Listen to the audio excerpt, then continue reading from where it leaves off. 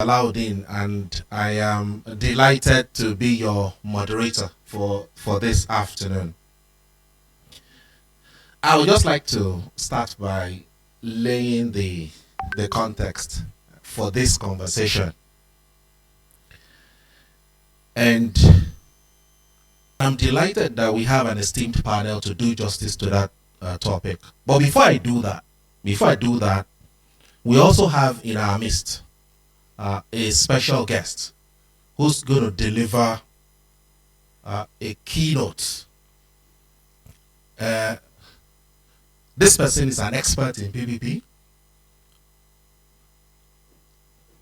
He has decades of experience as a practitioner and is a distinguished record of public service. I'm going to call on him to deliver his keynote now. Ladies and gentlemen, please make welcome Dr. Jobson Ewalefoh, who's the DG of ICRC.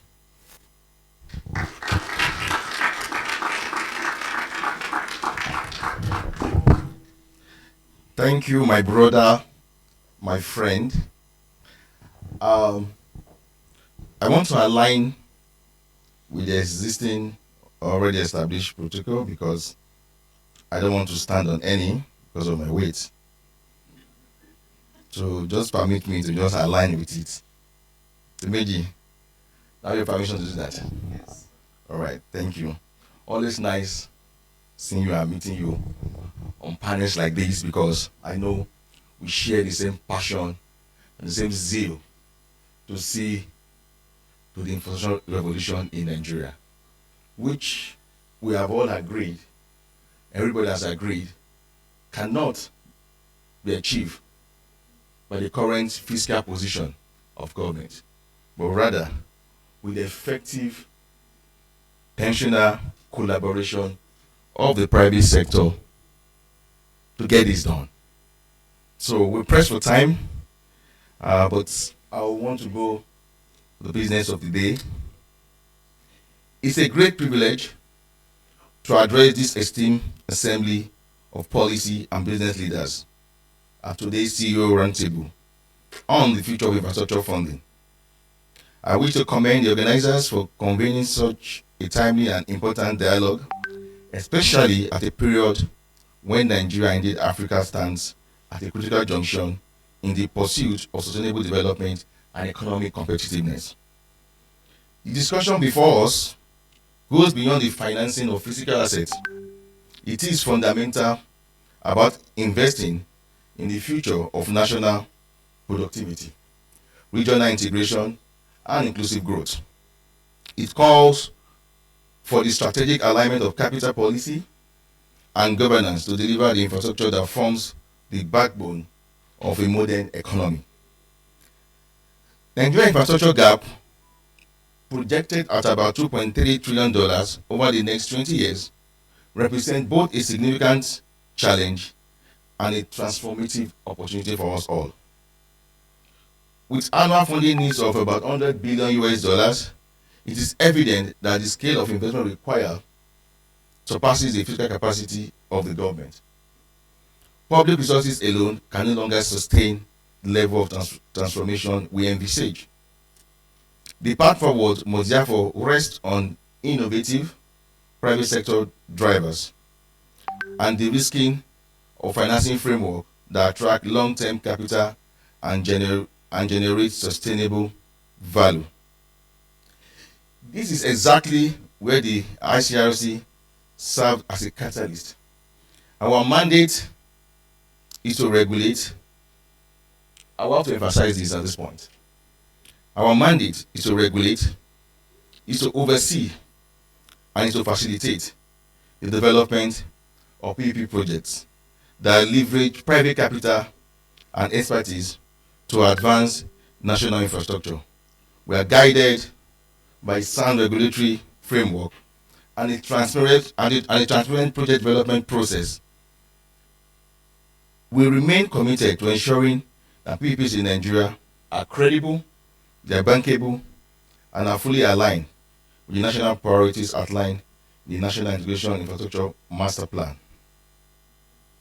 To effectively fulfill this mandate and enhance our institutional impact, the ICRC has embraced a renewed strategic direction built around 6 key pillars aimed at accelerating infrastructure delivery and attracting increased private investment.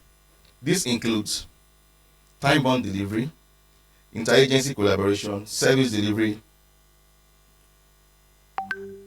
strategy, partnership, project categorization, and innovative financing.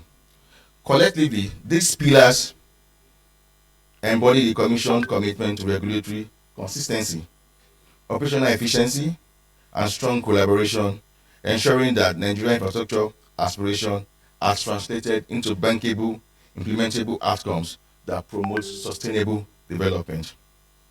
Recent policy reform have further reinforced the federal government's unwavering commitment to accelerating private sector participation in infrastructure development. A notable demonstration of this resolve under the administration of President Bola Ahmed Tinubu GCFR is the presidential approval raising the threshold of Federal Executive Council consideration of PP projects to those exceeding 20 billion naira. This reform eliminates the need for fake approval on smaller projects to enable faster decision making, decentralizing of implementation, and improve responsiveness to investors' timeline. This policy shift goes beyond a mere administrative change.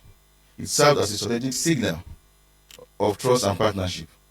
It underscores the government's commitment to simplifying bureaucratic procedure, improving regulatory efficiency, and fostering a more conducive environment for private investors and operators.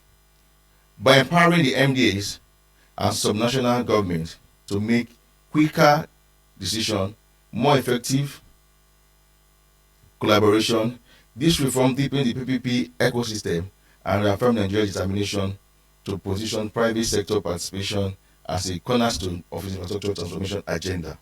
I will rush toward the end because of time. Distinguished participants, ladies and gentlemen, why did you keynote address? I want to digress a bit from my already prepared speech, because I thrive more in that space, to let the world know that as a country cannot run away from the fact that we have this challenge. Year in, year out, we come to this conference and we keep saying we have this problem, we have this challenge. I was at a panel like this last year, and what we discussed are the challenges. But what me and my team in HRC decided to do is, rather than go and swim in the red ocean, we decided to tour the blue ocean, where we move away from the normal, do things differently. Because over the years, we all know the problems of Nigeria. We know government doesn't have the money. We know private sector have the money. We know they want to come in, and we also know they cannot come in for different reasons: bureaucracy, change in law, no bankable project, name all of them. But the question here is, if we all know the problem, why can't we all sit down to find the solution? Why do we keep coming and giving the rhetorics, we have this problem, this is the problem? But the question is, we should be saying, this is the solution, this is the solution, this is the solution. And that is why, since I came on board in Nigeria, me and my team, we did say that, like they said, I have over 25 years experience in the PEP space. I started my career from my days in BP, where I am today. I'm one of the founding staff of Vice Charity. So I can tell you that coming on board was very easy for me to know where the problems are. Because the challenges are there, the solutions are there. But how do we find a bridge between the challenges and the solution? So you ask me, what did we do? Of course, it takes a long time for us to run a PEP process. What did I do? I streamlined the processes. I removed the barriers. I created a 6-step process. I go to the MDAs. What are the issues? Intelligence rivalry. It's one big issue. What did I do? I decided to lead from the front. By myself, I go to the ministers, I go to the MD, I go to the PAMSEC. I'm not there, my friends. I let them see the vision of Mr. President. I let them know that what we are trying to solve It's a common problem for all of us. And I heard that somebody said we try to change the law. We have never changed the law that came on board. Because even the law as it is, the FLC of 2005, has not been tested. We've not used it. It's a common problem we have in this country. When we meet a challenge, rather than find a way to succumb to the challenge, we create a new law for it. So we didn't do that.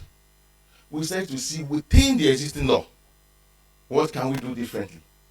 And I can tell you, in 365 days in the year, we have achieved a lot of results.